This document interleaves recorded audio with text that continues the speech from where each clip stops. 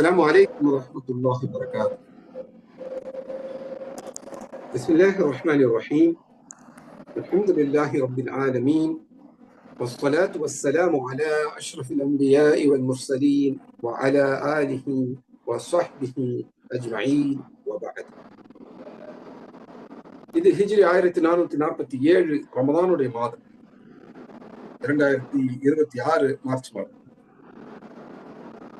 முதல் மனிதரும் முதன்மை பகைவன் என்ற தலைப்புல நாம தொடர்ச்சியான வகுப்புகளை, பாடங்களை பார்த்து கொண்டு வருகிறோம். ஆதம் அலைஹிஸ்ஸலாம் அவங்களுக்கு எதிராக இப்லீஸ் ஷைத்தானாக ஆனது, மனிதனுக்கு எதிராக என்ன விதமான சூழ்ச்சிகள் ஈடுபடுவேன் என்று அல்லாஹ்விடத்தில் சொன்னது, அதற்கு பிறகு ஆதம் ஹவ்வாவை சொர்க்கத்திலிருந்து வெளியேற்றியது, இந்த சம்பவங்களை நம்ம பார்க்கிறோம். பொதுவாக இவற்றை வரலாறாக, கதையாக பார்ப்பது வழக்கம். இதுலயும் நம்ம அதை அப்படிதான் பார்க்கிறோம். ஆனால் வெறும் கதையாக இல்லாம, வெறும் வரலாற்று கோணமாக மட்டும் இல்லாம, குர்ஆனுடைய தஃப்சீருடைய கோணத்திலிருந்து நம்ம இதை பார்த்துட்டு வரோம். அல்ஹம்துலில்லாஹ். சூரத்துல் பக்ரா 2வது சூராவுடைய 30 39 வரை உள்ள அந்த 10 ஆயத்துகளை அடிப்படையாக கொண்டு இதே விஷயம் குர்ஆன்ல வெவ்வேறு இடங்கள்ல பேசப்பட்டிருக்கு. உதாரணத்துக்கு சூரத்துல் ஆராஃப், சூரத்துல் ஹிஜ்ர் 7வது சூரா, 15வது சூரால பேசப்பட்டிருக்கு. இன்னும் 3 சூறாக்கள் இந்த சம்பவங்கள் பேசப்பட்டிருக்கு. இவற்றை எல்லாம் நாம எடுத்து இந்த பக்ராவில் இருக்கக்கூடிய ஆயத்துகளுக்கு மற்ற இடங்களில் இருக்கக்கூடிய ஆயத்துகள் விளக்கங்களாகும். அதே போல இது தொடர்பான, இந்த தலைப்பு தொடர்பான ஆதாரபூர்வமான ஹதீஸ்களை எடுத்து அவற்றையும் விளக்கமாக வைத்து இந்த ஆயத்துகள் ஹதீஸுகளுக்கு நபித்தோழர்களும் நபித்தோழருடைய வழிமுறை பின்பற்றிய அறிஞர்கள், அதே போல அரபி மொழியில தஃப்சீர் வந்த அறிஞர்கள், இவங்களுடைய விளக்கங்களையும் நாம எடுத்து அதன் அடிப்படையில தொடர்ச்சியாக இதை நம்ம பார்த்துக்கிட்டு வரோம். இது வெறும் கதையல்ல, இது மனித குலத்து வரலாற்றின் ஆரம்பம். அதுவும் இது வெறும் வரலாறு அல்ல, அல்லாஹ்வுடைய வார்த்தைகளை கொண்டு, அல்லாஹ்வுடைய தூதருடைய வார்த்தைகளை கொண்டு நாம் தஃப்சீராக பார்க்கக்கூடிய, குர்ஆனுடைய விளக்கமாக பார்க்கக்கூடிய ஒரு வகுப்பு. அல்லாஹ் சுப்ஹானஹு வ தஆலா இதிலிருந்து நல்ல பலன்களை நாம் எல்லோரும் பெற்றுக்கொள்ள எனக்கும் உங்களுக்கும் தௌஃபீக் செய்ய வேண்டும் என்று துஆ செய்தவனாக இன்றைய இந்த வகுப்பை ஆரம்பிக்கின்றேன். ஆதம் அலைஹிஸ்ஸலாத்து வஸ்ஸலாம் அவங்களை அல்லாஹ் சுப்ஹானஹு வ தஆலா படைத்தாங்க, பார்த்தோம். மண்ணிலிருந்து படைத்தாங்க, உருவம் கொடுத்தாங்க. அதற்கு, அந்த உருவத்துக்கு அல்லாஹ் சுப்ஹானஹு வ தஆலா உயிரை உள்ளே ஊதினார்கள். அந்த உடலோடு ரூஹ் சேர்ந்த பிறகு, உயிர் சேர்ந்த பிறகு ஆதம் என்ற மனிதர் வந்து விட்டார். இந்த ஆதம் அலைஹிஸ்ஸலாமை படைத்த பிறகு அவங்க தும்மினார்கள், அல்ஹம்துலில்லாஹ் என்று சொன்னார்கள். இது யாரும் கத்துக் கொடுத்து சொல்லல.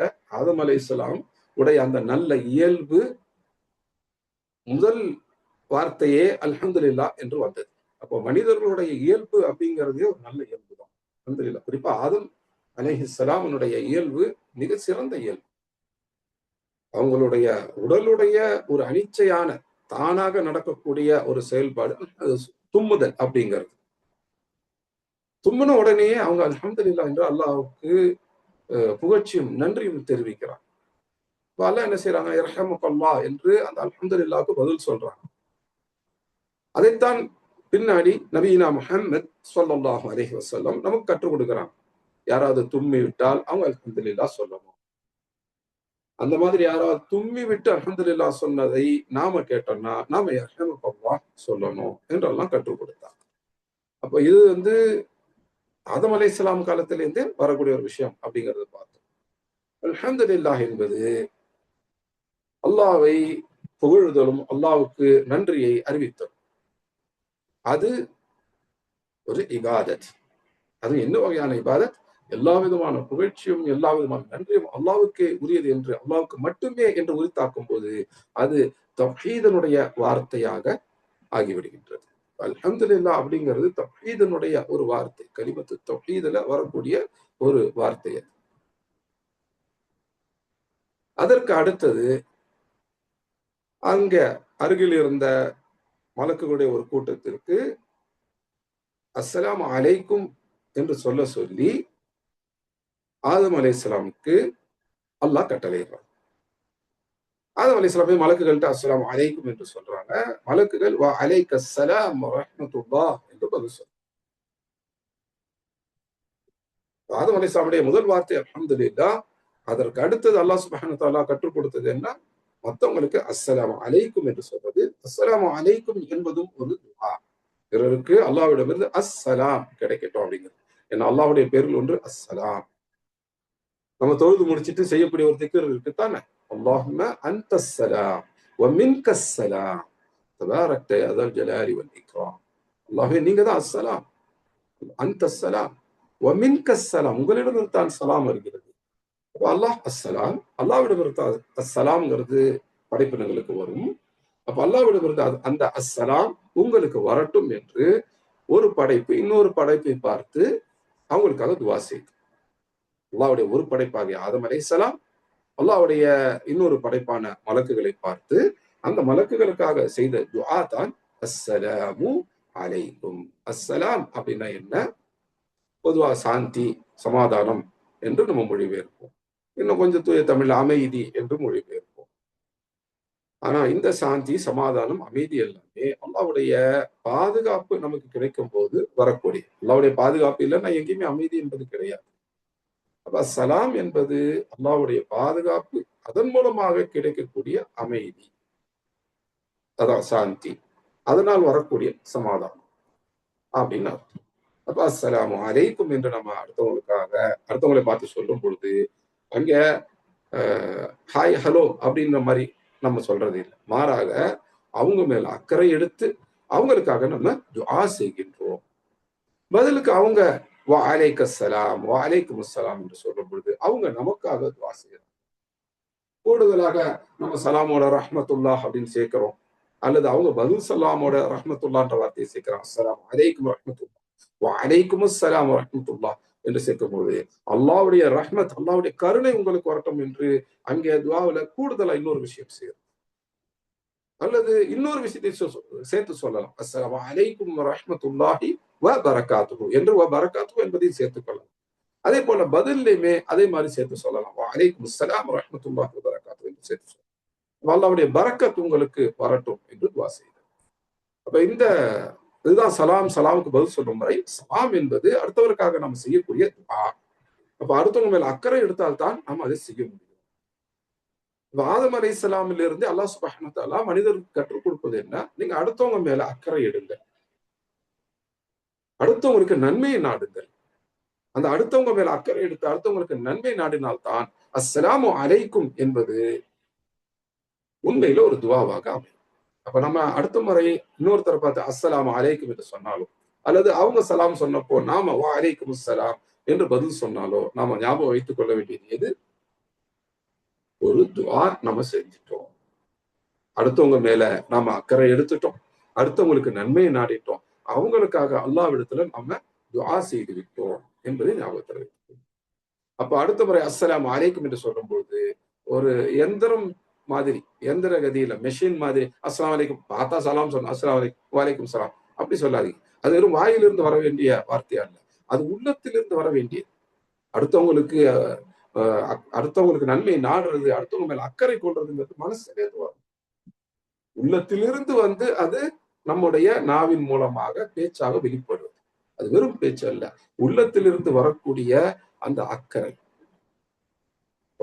அது வந்து துஆங்கிறது மனசுலேருந்து கேட்கணும் இல்லையா? அப்போ அஸ்ஸலாமு அலைக்கும் என்பதும் மனதிலிருந்து வர வேண்டியது. இவைதான் ஆதம் அலைஹிஸ்ஸலாமுடைய முதல் வார்த்தைகளாக இருந்தவை என்பதை நம்ம சென்ற வகுப்புல பார்த்தோம். அப்ப அல்லாஹ் சுப்ஹானஹு வ தஆலா ஆதம் அலைஹிஸ்ஸலாம் படைச்சிட்டாங்க. முதல்ல 2 விஷயங்களை கத்துக் கொடுத்துட்டாங்க. அல்ஹம்துலில்லாஹ் சொன்ன ரஹ்மக்கல்லாஹ் சொல்லணும் என்பதை கத்துக் கொடுத்துட்டாங்க. அதே போல அடுத்தவங்களுக்கு அஸ்ஸலாமு அலைக்கும் சொல்லணும், பதிலுக்கு வலைக்கும் ஸலாம் ரஹ்மத்துல்லாஹி சொல்லணும், இதெல்லாம் கற்றுக் கொடுத்துட்டாங்க. அடுத்தது அல்லாஹ் சுப்ஹானஹு வ தஆலா செய்து என்ன அப்படின்னு பார்த்தீங்கன்னா, ஆதம் அலைஹிஸ்ஸலாமுடைய மனைவியை அல்லாஹ் படைக்கிறான். அது எப்போ படைச்சாங்க? ஆதம் அலைஹிஸ்ஸலாமை படைத்த உடனேயா, சிறிது காலம் கழித்தா, இல்ல பல காலம் கழித்தா? இது நமக்கு தெரியல. குர்ஆன்லயோ ஆதாரபூர்வமான ஹதீஸ்கள்லயோ ஆதம் அலைஹிஸ்ஸலாமுக்கு எவ்வளவு காலம் பிறகு அவங்க படைக்கப்பட்டாங்க அப்படிங்கிறது நமக்கு தெரியாது. ஆனா என்ன தெரியும்? ஆதம் அலைஹிஸ்ஸலாமுடைய உடலில் இருந்து ஒரு பகுதியில் இருந்து தான் அவங்களுடைய மனைவி படைக்கப்பட்டாங்க. அல்லாஹ் சுப்ஹானஹு வ தஆலா சொல்றாங்க, சஹீஹ் புகாரியிலும் சஹீஹ் முஸ்லிமிலும் வரக்கூடிய ஆதாரபூர்வமான ஹதீஸ். ஒரு ஹதீஸினுடைய இடையில வரக்கூடியது வாசகம். நபி ஸல்லல்லாஹு அலைஹி வஸல்லம் சொல்றாங்க, இன்னல் மர்அத خلقت من ضلع. நிச்சயமாக ஆதமுனுடைய மனைவி அவங்க வளைந்த விலா எலும்பிலிருந்து படைக்கப்பட்டாங்க அப்படின்னு நபி ஸல்லல்லாஹு அலைஹி வஸல்லம் சொல்றாங்க. யாருடைய விலா எலும்பு? ஆதம் அலைஹிஸ்ஸலாமுடைய விலா எலும்பு தான். இதே நம்ம குர்ஆன்லயே வந்து ஆதம் அலைஹிஸ்ஸலாம்ல இருந்து தான் அவங்க படைக்கப்பட்டாங்க அப்படிங்கறதை நம்ம பார்க்கிறோம். உதாரணத்துக்கு 4வது சூராவான சூரத்து நிசா அதனுடைய முதல் ஆயத், 4வது சூராவுடைய முதல் ஆயத் அல்லாஹ் சுப்ஹானஹு வ தஆலா சொல்றதை நம்ம பார்க்கிறோம். அஊது பில்லாஹி ஸமீஇல் அலீம் மினஷ் ஷைத்தானிர் ரஜீம் மின் ஹம்ஸிஹி யா அய்யுஹன் நாஸ் இத்தகூ ரப்பக்கும் الذي خلقكم من نفس واحدة وخلق منها زوجها وبث منهما رجالا كثيرا ونساء. என்ன அல்லாஹ் சொல்றார்? அல்லாஹ் இங்க மனிதர் அழைக்கிறாங்க, யா அய்யுஹன் நாஸ், மனிதர்களே. இப்போ யா அய்யுஹல் லதீன ஆமனு, மூமின்களே என்று அழைக்கல, மனிதர்களே. இது எல்லா மனிதர்களுக்குமான ஒரு தகவல், எல்லா மனிதர்களுக்கும் முக்கியமான ஒரு செய்தி. அதை சொல்ல போறதா இருந்தா அல்லாஹ் சுப்ஹானஹு வ தஆலா யா அய்யுஹன் நாஸ், அன்னாஸ்னா மனிதர்கள், மனிதர்களே என்று அல்லாஹ் அழைப்பார். இதுவே முஸ்லிம்கள் மூமின்களுக்கு முக்கியமான ஒரு விஷயத்தை சொல்ல போறாங்கன்னா யா அய்யுஹல் லதீன ஆமனு அப்படின்னு அழைப்பாங்க. அப்ப அல்லாஹ் சுப்ஹானஹு வ தஆலா யா அய்யுஹா அப்படின்னு சொன்னாலே அழைக்கிறாங்க. நம்ம கவனிக்க வேண்டிய, கூடுதல் கவனத்தோடு பார்க்க வேண்டிய ஒரு விஷயம் அப்படிங்கிறத, கேட்க வேண்டிய ஒரு விஷயங்கிறத நம்ம தெரிந்து கொள்ளலாம். இது யாருக்கானது? எல்லா மனிதர்களுக்குமான ஒரு முக்கியமான விஷயம்னா யா அய்யுஹா அன்னாஸ் சேர்த்து சொல்லும்போது யா அய்யுஹன் நாஸ் அப்படின்னு வரும், மனிதர்களே அப்படின்னு பொதுவாக மொழிபெயர்ப்புல பார்க்கலாம். இதே யா அய்யுஹல்லதீன ஆமனு அப்படின்னு வந்துச்சுன்னா ஈமான் கொண்டவர்களே என்று அல்லாஹ் அழைக்கிறான். அப்போ அது எல்லா மனிதர்களுக்குமான விஷயம் இல்ல, அது முஸ்லிம்கள் மூமின்களுக்கான மிக முக்கியமான ஒரு விஷயம், அவங்களுடைய ஈமான் சம்பந்தப்பட்ட ஒரு விஷயம் அப்படிங்கிறத நாம தெரிந்து கொள்ளலாம். இந்த இடத்துல அல்லாஹ் சுப்ஹானஹு வ தஆலா யா அய்யுஹன் நாஸ் அப்படின்னு அழைக்கிறாங்க. அப்போ எல்லா மனிதர்களையும் அழைக்கிறாங்க அப்படின்னா எல்லா மனிதர்களுக்குமான ஒரு முக்கியமான செய்தி, முக்கியமான தகவல், முக்கியமான ஒரு வழிகாட்டுதல் அடுத்து வரக்கூடிய வார்த்தைகளில் இருக்கின்றது அப்படிங்கிறத நம்ம புரிந்து கொள்ளலாம். அல்லாஹ் சுப்ஹானஹு வ தஆலா யா அய்யுஹன் நாஸ், மனிதர்களே என்று ஆரம்பித்து என்ன சொல்றாங்க? யா அய்யுஹன் நாஸ் இத்தகூ ரப்பக்கும், மனிதர்களே உங்களை படைத்து ரட்சித்துக் கொண்டு இருக்கக்கூடிய அந்த ரட்சகரை நீங்கள் அஞ்சிக் கொள்ளுங்கள். ஒரு ரப்புக்கு நீங்க தக்வாவோட இருங்க. அந்த ரப்பு எப்படிப்பட்டவங்க? அவங்கதான் அல்லதீ ஸதகக்கும், அவங்கதான் உங்களை, உங்க எல்லாரையும் படைச்சாங்க. அதான் மனிதர்களே உங்க எல்லாரையும் அந்த ரப்பு தான் படைச்சாங்க. மின் நஃப்ஸின் வாஹிதா, ஒரே ஒரு நஃப்ஸில இருந்து படைச்சாங்க. எல்லா மனிதர்களையும் அவங்க ஒரே நஃப்ஸில தான் படைச்சாங்க. மின் நஃப்ஸின் வாஹிதா வஸலக மின்ஹா ஸௌஜஹா, அந்த ஒரு நஃப்ஸில இருந்து வஸலக அல்லாஹ் படைச்சாங்க, மின்ஹா அந்த ஒரு நஃப்ஸில இருந்து, ஸௌஜஹா அந்த ஒரு நஃப்ஸுக்கான ஸௌஜ், அந்த ஒரு நஃப்ஸுக்கான மனைவியை படைச்சாங்க. அப்ப முதல்ல ஒரு மனிதரை படைத்தாங்க, அந்த ஒரு மனிதரில் இருந்து வஸலக மின்ஹா ஸௌஜஹா, அந்த ஒரு மனிதரிலிருந்து அந்த மனிதருடைய மனைவியையும் படைத்தார்கள். அப்போ அல்லாஹ் சுப்ஹானஹு வ தஆலா முதல்ல ஒரு மனிதரை ஆதமை படைத்தாங்க, அந்த ஒரு மனிதர் இருந்து அவங்களுடைய மனைவியை படைத்தாங்க. ஹதீஸ்ல சஹீஹ் புகாரி சஹீஹ் முஸ்லிம்ல இப்ப நம்ம பார்த்த அந்த ஹதீஸ்ல நமக்கு ஒரு கூடுதல் தகவல் வருது. அந்த மனிதருடைய விலா எலும்பிலிருந்து, விலானா என்ன? நம்மளுடைய நெஞ்சு பகுதியுடைய சைட்ல இருக்க பாருங்க, இதுதான் விலா. இந்த சைட்ல இருக்கத்தான் விலா. இப்ப நெஞ்சு கூடு இருக்கும். இப்ப நமக்கு இங்க நடுவுல ஒரு எலும்பு இருக்கும். மெடிக்கல்ல அது வந்து மெடிக்கல் ஃபீல்ட்ல ஸ்டர்னம் அப்படின்னு சொல்லுவாங்க. இந்த எலும்பு வந்து சைட்ல இருந்து எலும்புகள் வந்து சேரும், அதுதான் வந்து ரிப் அப்படின்னு இங்கிலீஷ்ல சொல்லுவாங்க. விலா எலும்புகள் அதனுடைய சைடு இந்த பக்கத்துல நம்ம கையை ஒட்டி இருக்கக்கூடியதெல்லாம் விலா பகுதி அப்படின்னு சொல்லுவோம். அப்ப இந்த எலும்பு வந்து இங்க வந்து சேரும். அதே போல முதுகு பக்கமும் அந்த எலும்புகள் இருக்கும், அவையும் இந்த கையை ஒட்டி உள்ள பகுதியில வந்து சேரும். இதற்குத்தான் விலா அப்படின்னு பேரு. இந்த எலும்புகளுக்கு தமிழ்ல விலா எலும்புகள் அப்படின்னு சொல்லுவாங்க. அதிலிருந்து ஒரு எலும்பு எடுத்து அல்லாஹ் சுப்ஹானஹு வ தஆலா ஆதமுடைய மனைவியை படைத்தார்கள். இன்றைக்கு வந்து விஞ்ஞானத்தை வழியா பாக்குறேன் அப்படின்னு சொல்லக்கூடிய, இஸ்லாமை மறுக்கக்கூடிய, எதிர்க்கக்கூடிய சிலர் என்ன கேட்பாங்க, ஏங்க ரெண்டு பக்கமும் விலா எலும்புடைய எண்ணிக்கை ஒரே மாதிரி தான் இருக்கு, இங்க எத்தனை இருக்கோ அதே தான் இங்கேயும் இருக்கு. அப்ப ஆதம் அலைஹிஸ்ஸலாம்ல இருந்து ஒரு விலா எலும்பு அல்லாஹ் எடுத்துட்டாங்க அப்படின்னா அப்போ அவங்களுக்கு வந்து ஒரு எலும்பு குறைபாடு இருக்கும் தானே அப்படின்னு கேட்பாங்க. அல்லாஹ் முதல் மனிதரை எந்த குறைபாடோடலாம் படைக்கல. அப்போ அல்லாஹ் சுப்ஹானஹு வ தஆலா அவங்களுடைய ஒரு விழா எடுக்கிறதுனால ஆதம் அலைஹிஸ்ஸலாமுக்கு எந்த குறையும் ஏற்பட போறது. அல்லாஹ் தான் நாடியதை செய்வாங்க. அல்லாஹ்வை யாரும் கேள்வி கேட்க முடியாது. ஏன்னா அல்லாஹ் நம்முடைய எஜமானன். யாராவது எஜமானரை கேள்வி கேட்பாங்களா? கேட்க முடியாது. அதுவும் அல்லாஹ் சுப்ஹானஹு வ தஆலா எல்லா விஷயத்தை பற்றிய அறிவும் உடையவன். அதனால அல்லாஹ் யோசிக்காம செஞ்சுட்டாங்க அப்படின்னு கூட யாரும் சொல்ல முடியாது. அல்லாஹ் செய்யக்கூடிய ஒவ்வொரு விஷயத்திலும் இல்மும் ஹிக்மாவும் இருக்கும். கல்வியும் ஞானமும் இருக்கும். அல்லாஹ் எதிர்காலத்தையும் அறிஞ்சவங்க. அப்போ அல்லாஹ் சுப்ஹானஹு வ தஆலாவிடம் இருந்து எதுவுமே தவறாக நடக்க போறது. அல்லாஹ் சுப்ஹானஹு வ தஆலா ஆதம் அலைஹிஸ்ஸலாமுடைய ஒரு விலா எலும்பிலிருந்து பெண்ணை அதாவது ஆதமுடைய மனைவியை படைத்தாங்க என்று ரசூலுல்லாஹி ஸல்லல்லாஹு அலைஹி வஸல்லம் சொல்றாங்க. முதல்ல ஒரு நப்ஸ் ஆதம் அலைஹிஸ்ஸலாம் படைக்கப்பட்டாங்க. அவங்கள்ல இருந்து அவங்க மனைவி படைக்கப்பட்டாங்க. அப்ப அந்த மனைவியிலிருந்து தான் மற்றவங்க வர்றாங்க. மனித சமூகமே வருது. அதை இந்த ஆயத்துல அல்லாஹ் சுப்ஹானஹு வ தஆலா சொல்றத பார்க்கிறோம். 4வது சூராவுடைய முதல் ஆயத்துல யா அய்யுஹன் நாஸு தகு ரப்பக்கும் அல்லஸீ ஹலகக்கும் மின் நஃப்ஸின் வாஹிதா, மனிதர்களே உங்களுடைய ரப்பை, உங்களுடைய ரட்சகரை நீங்கள் அஞ்சிக் கொள்ளுங்கள். அந்த ரப்பு தான், ரட்சகர் தான் உங்களை உங்களைனா உங்க எல்லா மனிதர்களையும் ஒரு நஃப்ஸில் இருந்து படைச்சார். அந்த மனிதரிலிருந்து ஹலக மின்ஹா ஸௌஜஹா, அந்த மனிதரிலிருந்து அவருடைய மனைவியும் படைத்தார். வபஸ்ஸ மின்ஹுமா, அந்த 2 பேர்ல இருந்து மின்ஹுமா, அந்த 2 பேர்ல இருந்து பஸ்ஸ பரவலாக்கினாங்க. யார? ரிஜாலன் கசீரன், அதிகமான ஆண்களை, நிசாஅ, பெண்களை, அதிகமான ஆண்களையும் பெண்களையும் அந்த 2 பேர்ல இருந்து தான் அல்லாஹ் சுப்ஹானஹு வ தஆலா கொண்டு வந்தார். அல்லாஹ் சுப்ஹானஹு வ தஆலா முதல்ல ஒருத்தரை படைக்கிறாங்க, ஒரு ஆணை படைக்கிறாங்க. முதல்ல வந்தது ஆண் தான். இன்றைக்கு அந்த எவல்யூஷன் தியரி, மனிதனுடைய பரிணாம வளர்ச்சி அப்படின்னு சொல்றாங்க. மனிதன் ஒற்றை செல் உயிர்லேன்னு வந்தாங்க. அதுக்கப்புறம் அது 2 செல் ஆச்சு, பல செல்களாக ஆச்சு. அப்புறம் அது கடல்ல இருக்கக்கூடிய ஒரு உயிரினமாக ஆனது. அதுக்கப்புறம் அது கரைக்கு வந்தது. அதுக்கப்புறம் தரைக்கு வந்தது. அது தவழ்ந்துகிட்டு இருந்தது. அதற்கு பிறகு அதற்கு கால்கள் முளைத்தது. அப்ப 4 கால்களால நடந்தது. அப்புறம் அது மரங்கள்ல இருக்கிறத சாப்பிடறதுக்காக எக்கி எக்கி பார்த்தது.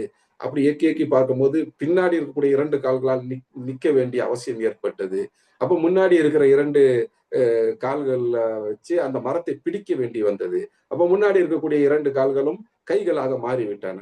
கீழ இருக்கக்கூடிய அந்த பின்னாடி இருக்கக்கூடிய 2 கால்கள் தான் கால்களாகி அந்த எக்கி இருந்ததுனால அந்த உடம்பு நேராக ஆகிவிட்டது.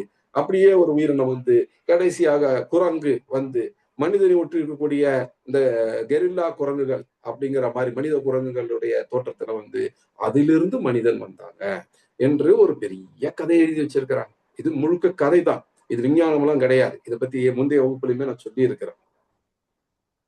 அந்த கதையில உள்ள ஒரு லேட்டஸ்ட் விஷயம் என்ன அப்படின்னா, லேட்டஸ்ட்னா அது வந்து கடந்த ஒரு 20, 30 வருஷமா சொல்லிட்டு இருக்கிறாங்க. என்ன சொல்றாங்க அப்படின்னா, முதல்ல ஒரு பெண் தான் இருந்தாங்க. மனிதனும் ஒரு பெண்ணிலிருந்து தான் ஆரம்பித்தது. ஒரு ஆணிலிருந்து ஆரம்பிச்சதுன்னு அவங்க சொல்ல, ஒரு பெண்ணிலிருந்து ஆரம்பிச்சதுன்னு சொல்றாங்க. ஆனா அல்லாஹ் சுப்ஹானஹு வ தஆலா என்ன சொல்றாங்க? மனித இனம் ஆணிலிருந்து ஆரம்பித்தது. அந்த ஆணிலிருந்து ஒரு பெண் அல்லாஹ் படைத்து கொண்டு வந்தாங்க. அந்த ஆணும் பெண்ணும் சேர்ந்த பிறகு அவங்கள்ல இருந்து பல ஆண்களும் பெண்களும் வந்தாங்க. அதுல இருந்தா மனித சமூகம் பரவியது, பெருகியது. இது அல்லாஹ் சுப்ஹானஹு வ தஆலா சொல்றாங்க. என்ன சொல்றாங்க?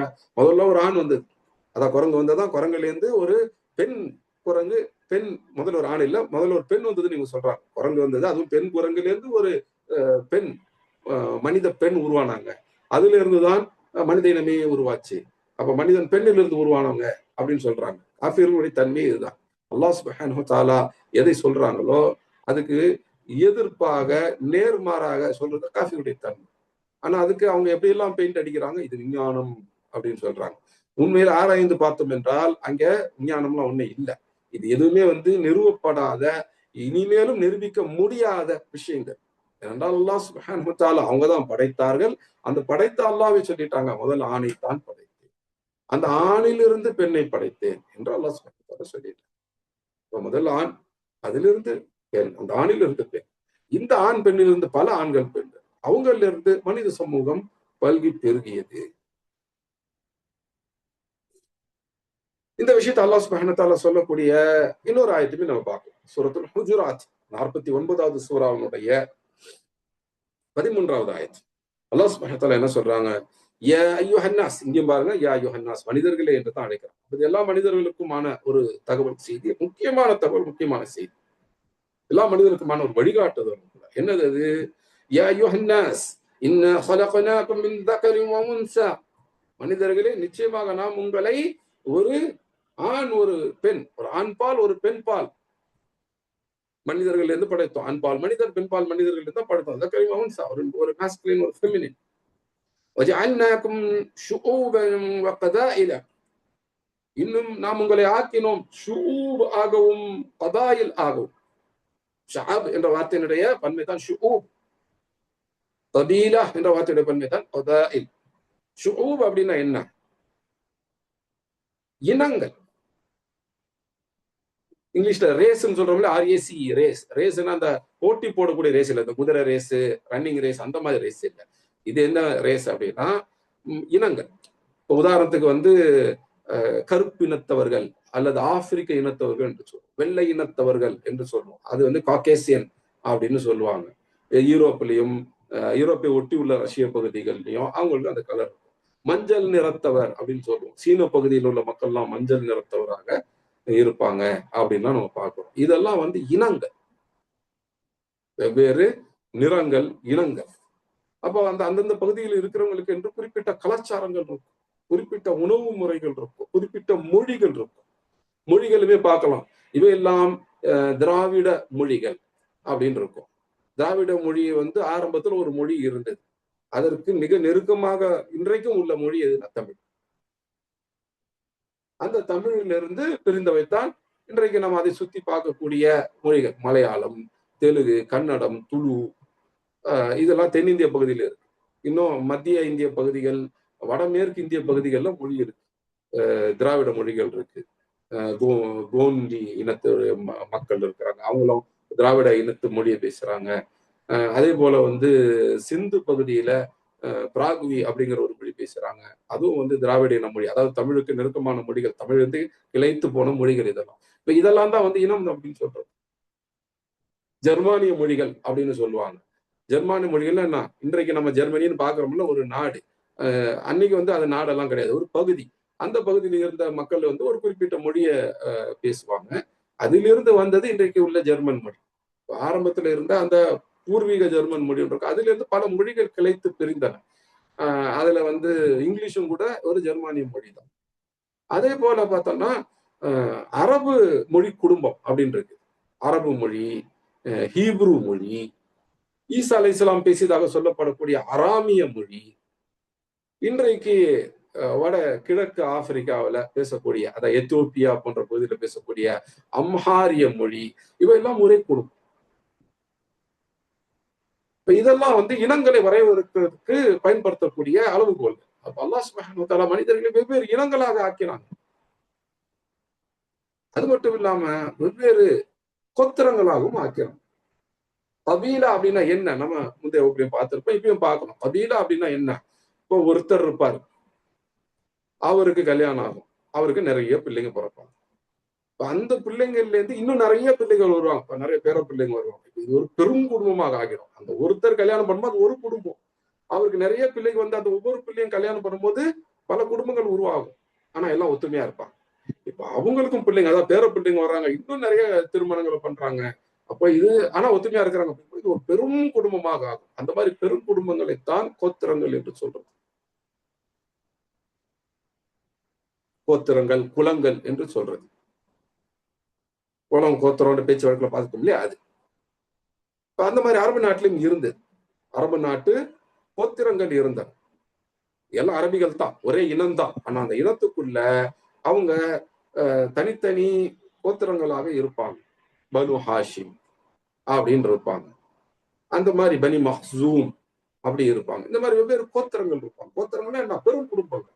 ஒரு கட்டத்துல அது ஒற்றை குடும்பமா இல்ல, 10 குடும்பமா இல்ல, 1000 குடும்பங்களை கொண்டதாக 4000 5000 குடும்பங்களை கொண்டவங்க அப்படிலாம் கூட பெருசா 10,000 குடும்பங்களை கொண்டதாக 20,000 குடும்பங்களை கொண்டதாக அப்படின்னும் பெருசா. அப்ப அவங்க எல்லாம் ஒரே மொழியை பேசக்கூடிய ஒரே இனத்த மக்களாவும் இருப்பாங்க. அரபிகளுக்குள்ள இத்தனை கோத்திரங்கள் இருக்கின்றன.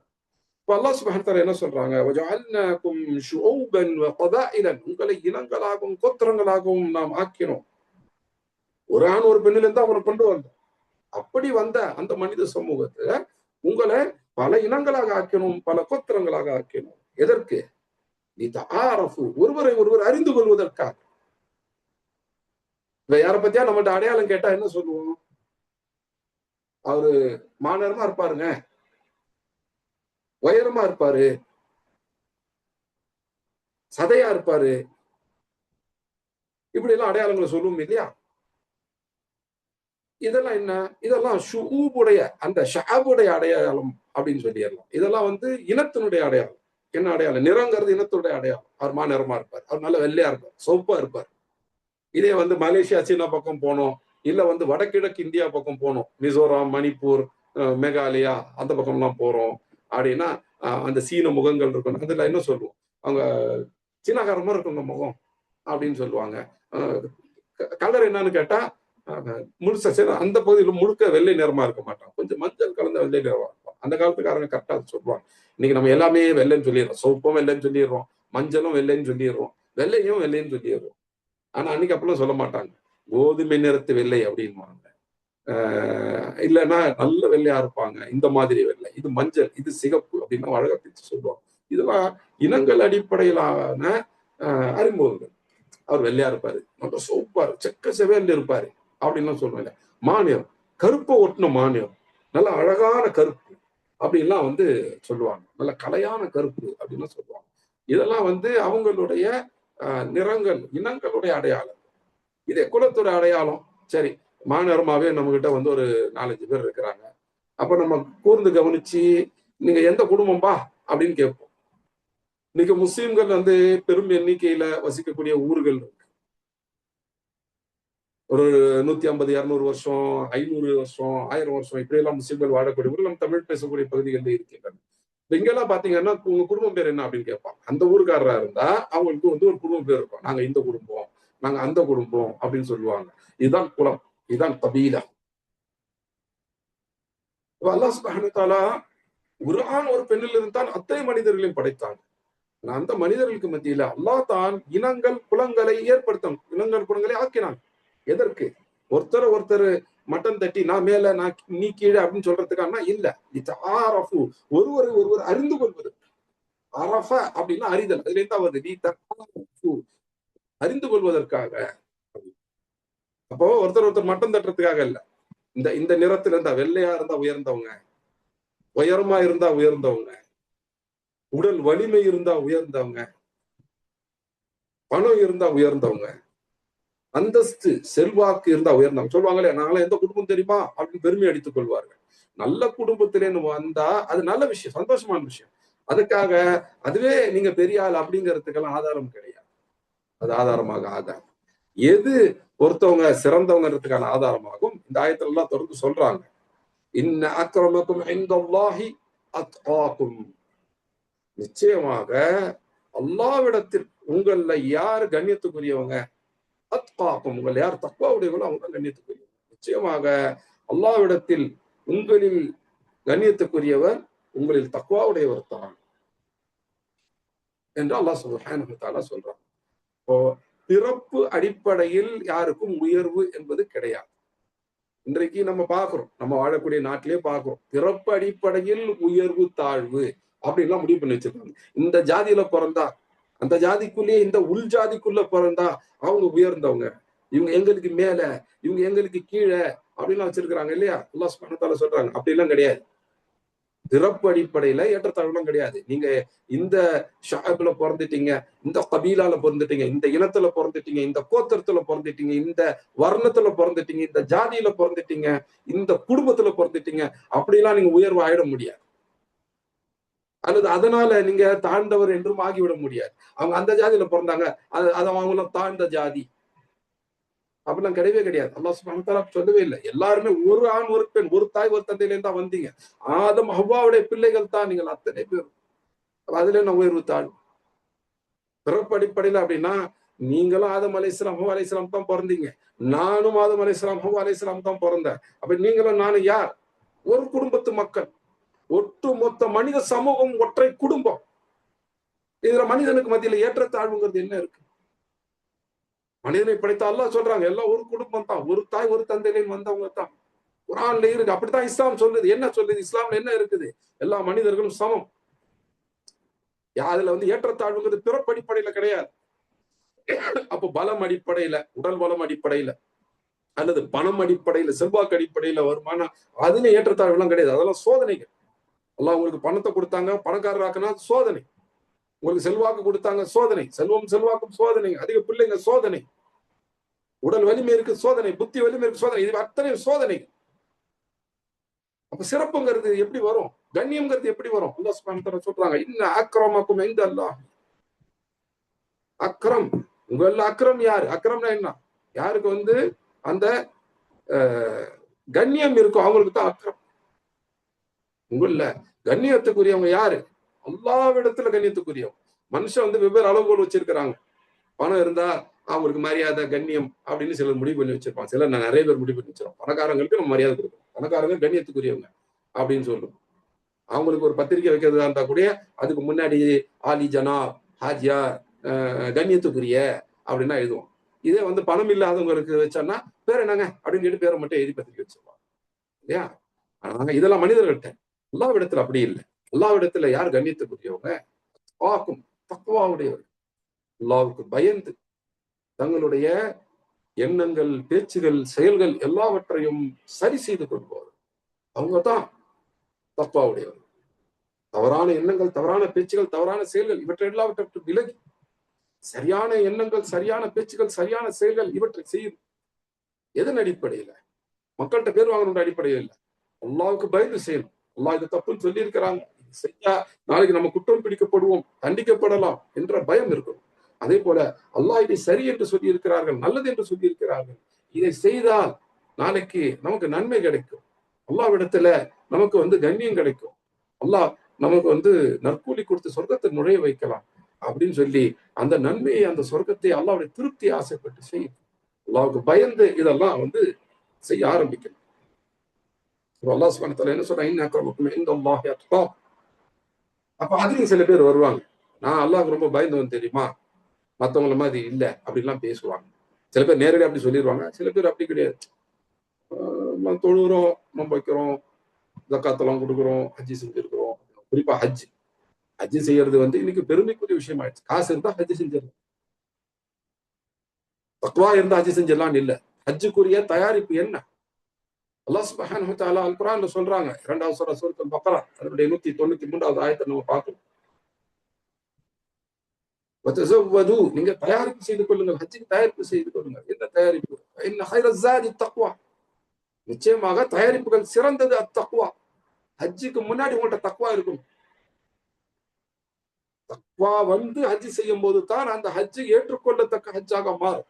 ஆனால் இன்றைக்கு நாம என்ன செய்யறோம்? நம்மள பலர் என்ன செய்யறாங்க? ஹஜ் செய்யணும்னு வரும்போது முதல் தயாரிப்பு என்ன? பணம் தான். கடைசி தயாரிப்பு என்ன? அதுவும் பணம் தான்.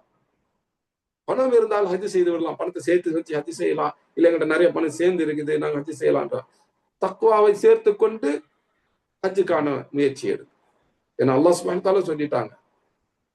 ஹஜ்ஜுக்கான தயாரிப்புகளில் மிக சிறந்தது அர்த்தம். தக்வாவை தயாரிச்சுட்டு போங்க. தக்வா இல்லாம ஹஜ்ஜுக்கு போனோம்னா, தக்வா நம்ம வந்து குறைவாக பெற்றுக்கொண்டு ஹஜ்ஜுக்கு போனோம் அப்படின்னா, நம்முடைய ஹஜ் அல்லாஹ் ஏற்றுக்கொள்ளாமலும் போகலாம். பணம் இருக்கு, ஹஜ்ஜினுடைய காரியங்கள் எல்லாம் செஞ்சுட்டோம்.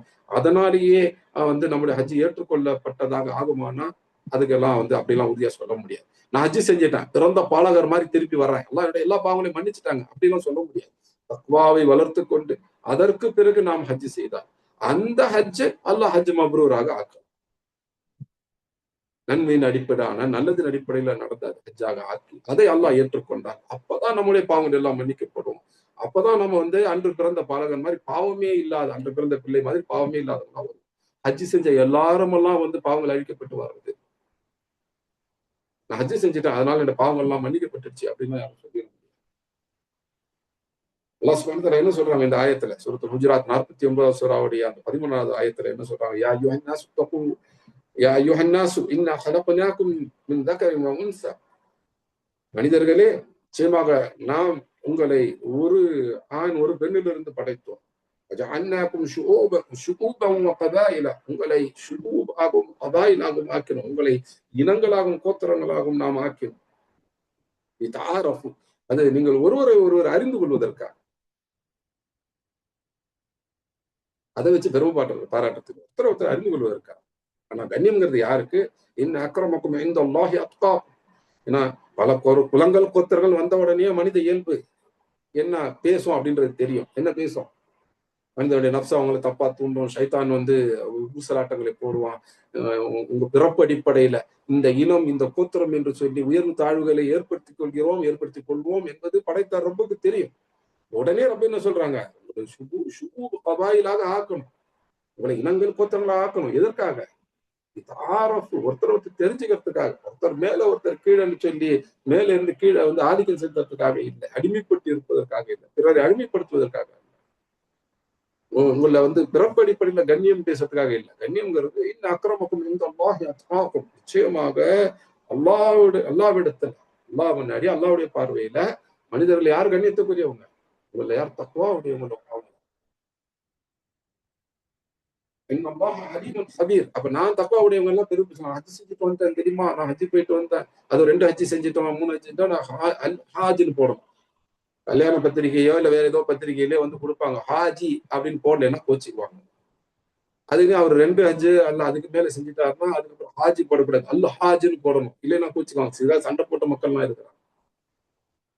தக்குவாங்கிறது நாம சொல்லி வர்றதில்லை.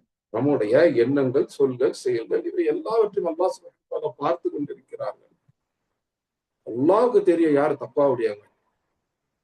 நானே தக்வாவுடையவன் என்று நானே சொல்லிக் கொள்வதல்ல. நான் தக்வாவுடையவன் நானே சொல்லிக்கிறது இல்லை. அல்லாஹ் தான் சொல்லணும். அது எப்ப தெரியும்? கியாமத்தினால தெரியும். அது வரைக்கும் மரணம் வரைக்கும் அல்லாஹ்வுக்கு பயந்து நம்முடைய எண்ணங்கள், சொற்கள், செயல்களை சரிப்படுத்தி கொண்டிருப்பதுதான் நம்முடைய கடமை தவிர, நான் ஹஜ் செஞ்சிட்டேன், நான் அல் ஹாஜ் 2 ஹஜ் செஞ்சிட்டேன், 3 ஹஜ் செஞ்சிட்டேன் என்று பெருமை எடுத்துக் கொள்வது. நான் இவ்வளவு சதக்கா கொடுக்குறது தெரியுமா, இவ்வளவு ஜகாத்து கொடுக்குறது பெருமை எடுத்துக் கொள்வது. நான் வந்து தொழுகையாளி தெரியுமா, நோன்பாளி தெரியுமா என்று பெருமை எடுத்துக்கொள்வது. நான் தாயி தெரியுமா என்று பெருமை எடுத்துக்கொள்வது. நான் ஆலிம் பெருமை எடுத்துக்கொள்வது. அதே போல நான் இந்த பதவியில இருக்கிறேன், இவ்வளவு செல்வாக்கு கொடுக்கிறேன், நான் என்ன குடும்பம் தெரியுமா அப்படின்லாம் பெருமை எடுத்துக்கொள்வது. இன்னல்லாஹ் அலீமுன் ஹபீர். நிச்சயமாக அல்லாஹ் அலீம், எல்லாவற்றையும் அறிகிறவங்க, அதுவும் தொடர்ச்சியாக அறிந்து கொண்டிருப்பவர்கள். ஹபீர், எல்லாவற்றினுடைய செய்தியும் அல்லாஹ்வுக்கு தெரியும். அல்லாஹ் எல்லா செய்திகளும் அறிவார். அப்ப நம்ம என்ன செய்யறோங்கிறதெல்லாம் அல்லாஹ்வுக்கு தெரியும். நாம வந்து நம்மளை வந்து முத்தகி தப்பா உடையவங்க அப்படின்லாம் வந்து சொல்லிக்க வேண்டாம், சொல்லிக்க கூடாது. நம்மளுடைய லட்சணம் என்னன்றது அல்லாஹ்வுக்கு தெரியும். எந்த மனிதர்கிட்டையும் பலகீனமும் குறைபாடும் இருக்கும். அதன் அடிப்படையில அந்த மனிதர்கிட்ட தவறுகள் வரும், சில நேரங்கள்ல பாவங்களும் வரலாம். அதனால நாம வந்து பரிசுத்தவான்கள் என்று நாமளே சொல்லிக்க கூடாது. நாம உயர்ந்தவங்க, நாம தப்பா உடையவங்க என்று நாமே சொல்லிக்க கூடாது. இன்ன அக்கிரமக்கும் இந்த அல்லாஹ்விடத்துல கண்ணியத்துக்குரியவங்க அப்ப அல்லாஹ் சொல்லணும். அல்லாஹ் யாரு? அலீமுன் ஹபீர். அல்லாஹ் எல்லாவற்றையும் அறியக்கூடியவர், தொடர்ச்சியாக அறியக்கூடியவர். எல்லாவற்றை பற்றி இந்த செய்திகளின் தொடர்ச்சியாக அல்லாஹ் தெரிந்து கொண்டே இருப்பவர்கள். அந்த அல்லாஹ்வுக்கு நம்மளை தெரியும். நம்ம யாருங்கிறது தெரியும். நம்ம பிரச்சனை என்னங்கிறது தெரியும். நம்முடைய குறைகள் என்ன, நம்முடைய பலகீனங்கள் என்ன, நம்முடைய தவறுகள் என்னென்ன, நம்முடைய பாவங்கள் எவை எவை, இது எல்லாமே அல்லாஹ் சுப்ஹானஹு வ தஆலா. அப்படி இருக்கும்போது இங்க நம்ம பெருமைப்படுறதுக்கு ஒன்றும், நம்ம பணிவோடு இருக்கிறதுக்கும் நன்றியோடு இருக்கிறதுக்கும் தான் விஷயங்கள் இருக்கு. அல்லாஹ் சுப்ஹானஹு வ தஆலா முதல்ல ஒரு ஆணைத்தான் படைத்தான், அது ஆதம். அதற்கு பிறகு அந்த ஆணிலிருந்து அல்லாஹ் சுப்ஹானஹு வ தஆலா அந்த ஆணுடைய துணைவியை, மனைவியை படைத்தாங்க. அது ஹவ்வா அலைஹிஸ்ஸலாத்து வஸ்ஸலாம். அந்த 2 பேர், இந்த முதல் ஆண் முதல் பெண் ஆதம் ஹவ்வா அலைஹிஸ்ஸலாத்து வஸ்ஸலாம், அவங்க 2 பேர்ல இருந்து அதிகமான ஆண்கள் பெண்களை அல்லாஹ் சுப்ஹானஹு வ தஆலா கொண்டு வர்றாங்க. அதுதான் மனித சமூகம் இன்றைக்கு வரைக்கும் இருக்கிற. இனிமேலும் மனிதர்களா யார் வரப்போறாங்களோ அத்தனை பேரும் ஆதம் ஹவ்வாவினுடைய வாரிசுகள் தான். அப்ப இதுல பெருமைப்பட்டுக்கிறதுக்கு ஒண்ணும் இல்லை. நான் இந்த குடும்பம் எந்த குடும்பம், நீ ஆதமுடைய குடும்பம், நானும் பெருமைப்பட்டிருக்கிறதுக்கு ஒண்ணும் இல்லை. நான் எந்த குடும்பம், நானும் ஆதமுடைய குடும்பம், 2 பேரும் ஒரே குடும்பம் தான். இதுல என் குடும்பம் எப்படி தெரியுமா? என்ன குடும்பம்? நீ ஆதம் அலைஹிஸ்ஸலாம் ஹவ்வா அலைஹிஸ்ஸலாம் குடும்பம், நானும் ஆதம் அலைஹிஸ்ஸலாம் ஹவ்வா அலைஹிஸ்ஸலாம் குடும்பம். இதுல குடும்ப பெருமை என்ன இருக்கு? நான் வெள்ளையா இருக்கேன்னு தெரியுமா, நீ கருப்பா இருக்கன்னு தெரியுமா? அதெல்லாம் ஆதம் அலைஹிஸ்ஸலாம்ல வந்ததுதான். அல்லாஹ் பூமியில பல்வேறு பகுதிகளில் இருந்து மண் எடுத்தாங்க. அப்ப வெள்ளை நிறத்து மண், சிகப்பு நிறத்து மண், கருப்பு நிறத்து மண் எல்லாம் தான் அதுல இருந்துச்சு. அதுல இருந்து தான் ஆதம் அலைஹிஸ்ஸலாமுடைய உடல் வருது. அதுல இருந்து ஆதம் அலைஹிஸ்ஸலாமுடைய அந்த அமைப்புங்கிறதே வருது. அப்ப ஆதம் அலைஹிஸ்ஸலாமுடைய அந்த தன்மையிலேயே வெவ்வேறு நிறங்கள் இருக்கின்றன. ஆதம் அலைஹிஸ்ஸலாமுக்கு கருப்பு நிறத்துல புள்ள பிறக்கும், வெள்ளை நிறத்துல புள்ள பிறக்கும், மஞ்சள் நிறத்துல புள்ள பிறக்கும், சிகப்பு நிறத்துல புள்ள பிறக்கும். எல்லாம் ஆதம் அலைஹிஸ்ஸலாமுடைய புள்ள தான், ஹவ்வா அலைஹிஸ்ஸலாமுடைய புள்ள தான். ஆதம் அலைஹிஸ்ஸலாம் பிறகு என்ன, ஹவ்வா அலைஹிஸ்ஸலாமுக்கு ஆதம் அலைஹிஸ்ஸலாம் ஹவ்வா அலைஹிஸ்ஸலாம் வழியாக பெற்றெடுத்த பிள்ளைகள் என்ன, எல்லாம் வெவ்வேறு நிறங்கள், வெவ்வேறு உயரங்கள் இருக்கும். குட்டையா இருப்பாங்க, நடுத்தர உயரம் இருப்பாங்க, ரொம்ப உயரமா இருப்பாங்க. உடல் கட்டுமசா நல்லா வலிமையா இருக்கும், உடல் மெலிஞ்சு போய் பலகீனமா இருப்பாங்க. இது மாதிரி ஒவ்வொன்றும் இருக்கு. இதுல பெருமை அடித்துக் கொள்வதற்கு இதுல பிறப்பு அடிப்படையில கண்ணியம் என்று ஒன்று கிடையவே கிடையாது. அதனால நாங்க என்ன குடும்பம் தெரியுமா அப்படின்னு சொல்லி குடும்ப அந்தஸ்தை பத்தி பேசுறது, நாங்க எவ்வளவு செல்வாக்குடையவங்க தெரியுமா, நாங்க எவ்வளவு பணம் உடையவங்க தெரியுமான்னு பேசுறது, அல்லது நாங்க என்ன வரணும் என்ன ஜாதி தெரியுமா, எங்க கோத்திரம் என்னன்னு தெரியுமா அப்படின்லாம் பேசுறது. இந்த பிறப்பு அடிப்படையிலான பெருமை எதற்கும் அனுமதி இல்லை. இது எதுக்கும் ஆதாரமும் இல்லை. ஆதம் அலைஹிஸ்ஸலாம் ஹவ்வா அலைஹிஸ்ஸலாம் பிள்ளைங்க தான். அல்லாஹ் வெவ்வேறு இனங்களாகவும் கோத்திரங்களாகவும் ஆக்குனது ஒருவர் அறிந்து கொள்வதற்கு, ஒருவரை அறிந்து கொள்வதற்கு. அல்லாஹ் சுப்ஹானஹு வ தஆலாவுடைய படைப்புகள்ல எவ்வளவு உள் வித்தியாசங்கள் இருக்கின்றன. அல்லாஹ்வுடைய படைப்பாற்றல் எப்படிப்பட்டது என்று அதை கொண்டு அல்லாஹ்வுடைய படைப்பாற்றலை யோசித்து, அல்லாஹ்வுடைய மகத்துவத்தை யோசித்து, அல்லாஹ்வுக்கு முன்னால் நாம யார் அப்படின்றத உணர்ந்து, நாம் கீழானவங்க யாருக்கு, அல்லாஹ்வுக்கு முன்னாடி, இன்னொரு மனிதனுக்கு முன்னாடி என்று நம்முடைய தன்மை, அல்லாஹ் அக்பர், அல்லாஹ் தான் மிக பெரியவங்க என்பதை உணர்ந்து, நாம அல்லாஹ்வுடைய அடிமை என்பதை உணர்ந்து, அல்லாஹ்வுக்கு கீழ்ப்படியக்கூடிய, அல்லாஹ்வை இபாதத் செய்யக்கூடிய மக்களாக இருக்கிறதுக்கு தான் இதையெல்லாம் அல்லாஹ் ஆக்கணும். வெவ்வேறு நிறங்கள், வெவ்வேறு இனங்கள், கோத்திரங்களாக அல்லாஹ் ஆக்கணும். ஆனா அல்லாஹ்விடத்துல கண்ணியத்துக்குரியவங்க யாரு? தக்வா உடையவர்கள். நான் தக்வா உடையவன் என்று உடனே சொல்லிக்க ஆரம்பிச்சுறாங்க. இப்போ பிறப்படிப்படையில பெருமை பேசுறது விட்டுட்டு விவாதத்தில் அடிப்படையில பெருமை பேசிட்டு இருக்குது. நாங்களாம் எத்தனை ஹஜ்ஜி செஞ்சோம் தெரியுமா, எவ்வளவு சதக்கா கொடுத்தது தெரியுமா, 100 பேருக்கு நான் ஒவ்வொரு ரமதான்லயும் இவ்வளவு கொடுப்பேன், நான் ஜக்காத் எவ்வளவு கொடுக்குறேன்னு தெரியுமா, நான் எப்படி தொழுவேன் தெரியுமா, நான் எப்படி எல்லாம் நோன்பு வைப்பேன் தெரியுமா, நான் நஃபில் நோம்பெல்லாம் வைப்பேன் தெரியுமா அப்படின்னு பெருமை காட்டிக்கணும். பெருமை அடித்துக் கொள்ள வேண்டாம். பிறப்படிப்படையிலும் பெருமை இல்லை, உங்களுடைய செயல்கள் அடிப்படையிலும் பெருமை இல்லை.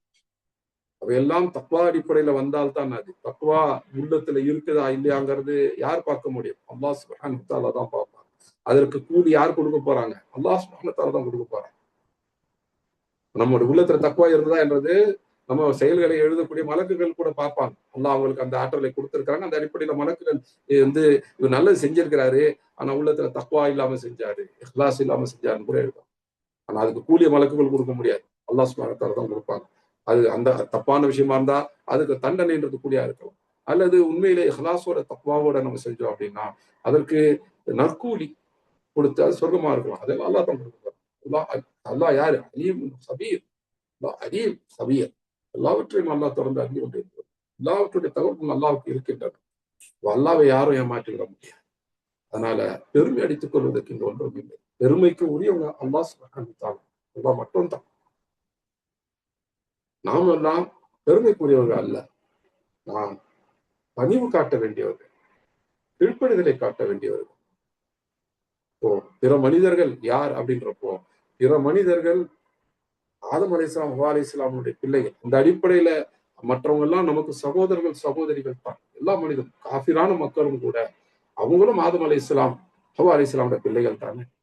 அந்த அடிப்படையில ஒரு மானுட சகோதரத்துவம், மனிதர்களுக்கு மத்தியில ஒரு சகோதரத்துவம் ஒண்ணு இருக்குத்தான். அதுல மூமின்களாக இருந்தால் கூடுதல் சகோதரத்துவம், கூடுதல் உரிமைகளும் கடமைகளும் இருக்கிறது. அதிலே ரத்த உறவாகவும் மூமினாக இருந்துட்டாங்கன்னா இன்னும் அதிகமான கடமைகளும் உரிமைகளும் இருக்கின்றன. ஆனா எல்லா மனிதர்களும் அந்த ஒரு ஆண் ஒரு பெண்ணிலிருந்து வந்தவர்கள். இப்போ மனிதர்களுக்கு பிறப்பு அடிப்படையில ஏற்றத்தாழ்வு ஒன்று கிடையாது. ஏன்னா எல்லாம் ஒரு தாய் தந்தைக்கு தானே பிறந்தாங்க. அதுல என்ன ஏற்றத்தாழ்வு? அப்போ வேற எதுல ஏற்றத்தாழ்வு வருது? மனிதர்களால் உருவாக்கி கொண்ட இந்த செல்வம், பதவி, இதுலலாம் ஏற்ற அதுலயும் கிடையாது. வேற எதுல? அப்ப நான் நிறைய இபாதத் செய்யறேன், அந்த அடிப்படையில நான் உயர்ந்தவன், அவங்க தாழ்ந்தவன் சொல்ல முடியுமா? தக்வா அடிப்படையில தான் சொல்ல முடியும். அது தக்வாங்கிறது நாம சொல்லிக் கொள்வதல்ல, நம்மிடத்தில் இருக்கிறதா என்பதை அல்லாஹ் சுப்ஹானஹு வ தஆலா சொல்லுவாங்க. அது எப்போ வெளிப்படும்? கியாமத்தினால தீர்ப்பு கொடுக்கறதுக்காக அல்லாஹ் நம்மை நிறுத்தி வைப்பாங்க. அந்த நின்று இருக்கக்கூடிய அந்த நாள்ல, யௌமுல் கியாமah, நமக்கு தீர்ப்பு கொடுக்கப்படக்கூடிய அந்த நாள் யௌமுத் தீன், அன்றைக்கு நமக்கு தெரியும். அப்ப அது வரைக்கும் பணிவோடு வாழ்ந்து பணிவோடு மகிழ்க்கக்கூடிய மக்களாக நாம் ஆகிவிட வேண்டும்.